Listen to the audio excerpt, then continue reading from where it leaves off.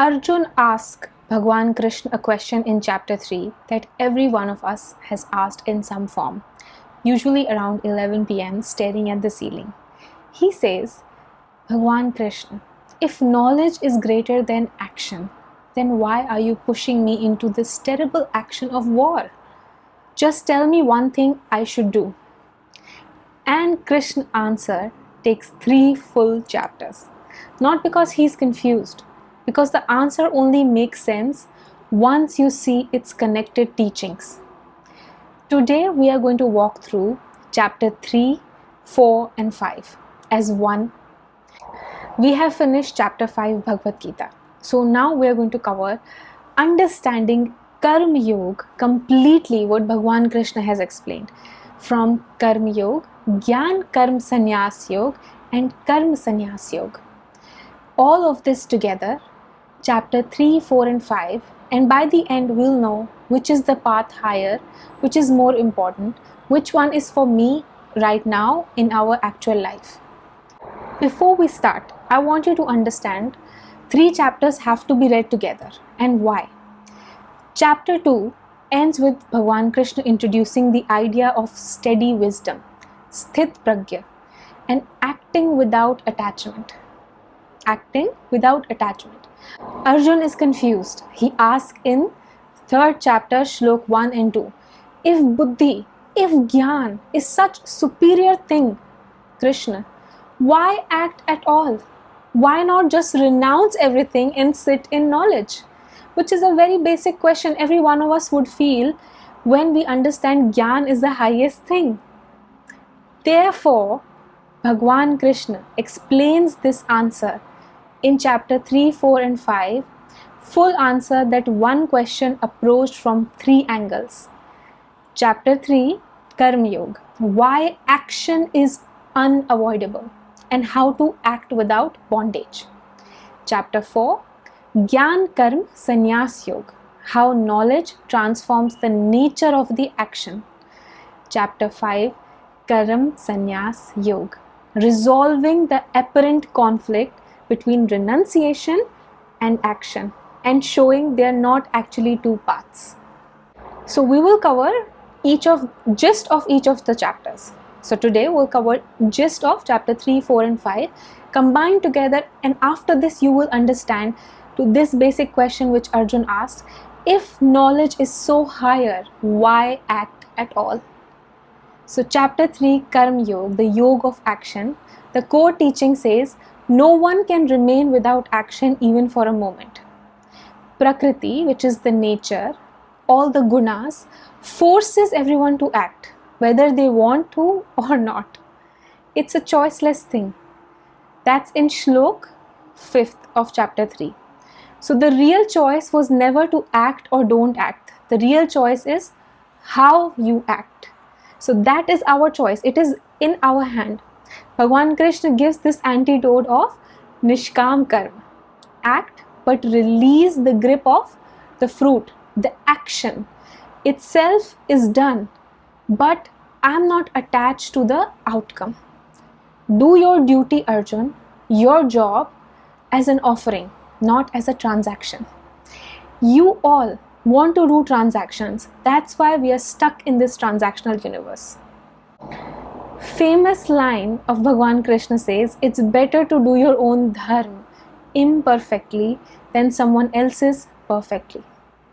Because your own path, our own path, your own path, someone else's own path is for you. It's your nature. A borrowed path, even done well, creates inner fear, friction, because you're going against the nature. Do you understand? Bhagwan Krishna reveals why people are pulled into wrong action even when they don't want to be. That is calm, desire. Why people are pulled into wrong actions even when they don't want to be is because of desires, and then anger. Born from rajas, which is the gun sitting like a fire inside of us. Okay? So rajas means always to do something. I want to do something. So that ability, that gun inside of your body and mind is what creates these desires, because of which you're pulled into wrong actions, and thus distorting your judgment, vivek, losing vivek. And this is very practical. It's basically ancient psychology of impulse. Here also Sri Krishna even talks about himself. He has nothing left to gain. He gives his own example in this chapter that Arjun, I have nothing to gain from this war.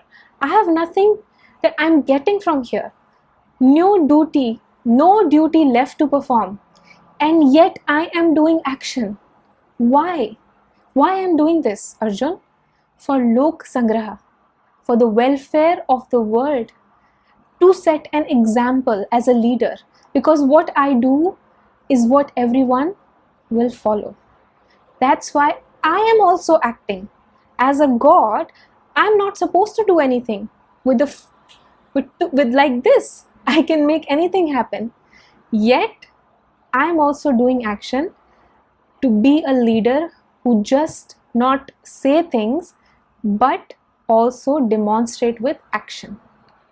So the one line essence of this chapter would be, you cannot opt out of action, firstly, but you can only opt out of attachment to its results. Coming to chapter 4, Gyan Karma Sanyas Yoga, knowledge, action and renunciation.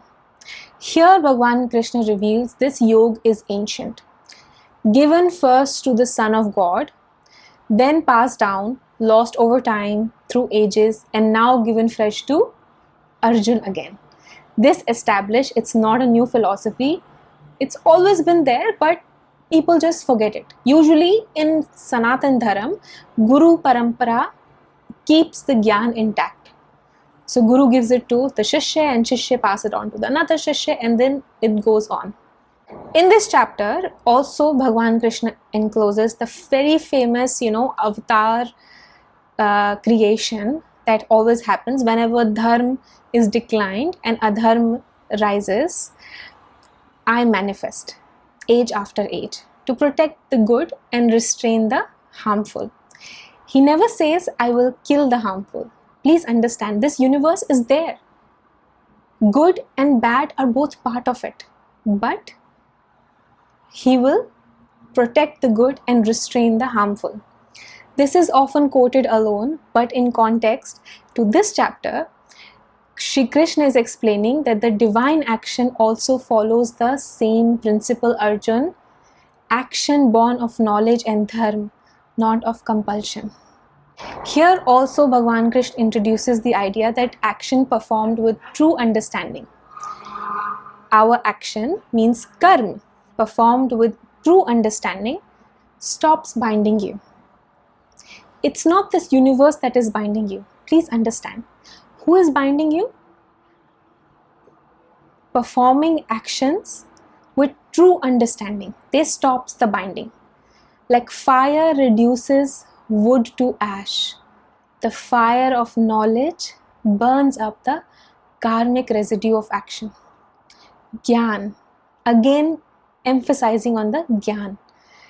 The paradox Bhagwan Krishna resolves here is the wise person sees inaction in action and action in inaction. Meaning a person can look completely active and still be inward. No ego, no doership. And a person who looks completely inactive, lying down all day, can be inward, full of craving, desires, ego. You never know. It's an inner state. Outer form has no significance in this. I have said this many times. An enlightened soul can watch Netflix 24 hours and still be enlightened on the inside. You will never know. But that doesn't mean we should spend 24 hours watching Netflix. Just letting you know. So in Gyan Yagya, this is called offering through knowledge. It's superior to material offerings. Like you can offer flowers, mala, your mantra. Those are material offerings. But Gyan, this offering is the highest offering. Because all actions eventually culminates in this knowledge. If we summarize this chapter 4, it would simply mean that same action done with knowledge, it liberates instead of binds, and the doership is what burns, not the doing. You don't have to stop doing things that we covered in chapter 3. In chapter 4, how to not get bound by the karma is just by doing with knowledge.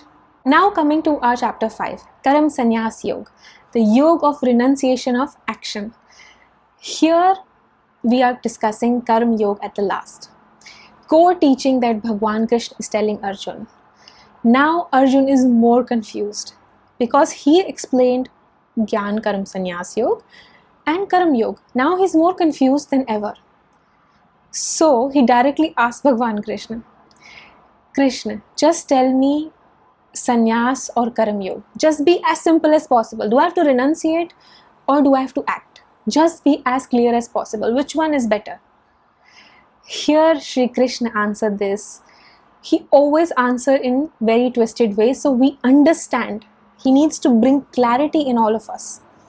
So here he says, both Arjun lead to the same highest goal. Highest goal is understanding who we are, self-realization. So both the things lead to the same highest goal. But Karma Yoga is easier and more practical. Because pure renunciation means giving up all actions without inner readiness, insight, is very hard to actually live. Most people who renounce outwardly are still churning their desires inward. Outside you are sitting under a tree, you left everything, but inside you want so many things. This is merely just suppressing your desires. What's the point of doing this? Neither you're happy being spiritual, nor you're happy in your materialistic life. You know, an ordinary person will be more happy than you in this stage. That's why Shri Krishna redefines what real sannyas means. Real sannyas, it's not about dropping the action. Here Krishna shares, real sannyas means it's not about dropping the action. It's about dropping the sense of I am the doer and attachment to the results.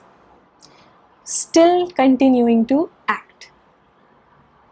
We will combine all of these chapters together at the end and it'll make complete sense. Okay? So here he's saying, don't drop acting. Karma should not stop.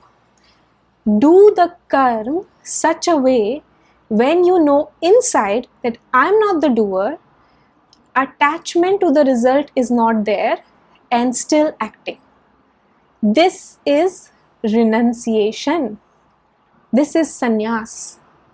Not the sannyas you see outside. It's an inward thing.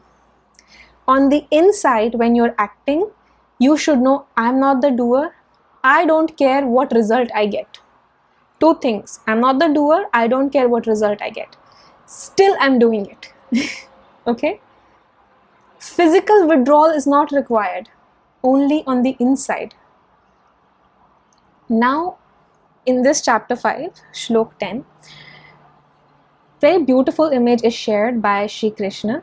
He says, one who acts, offering all actions to the divine,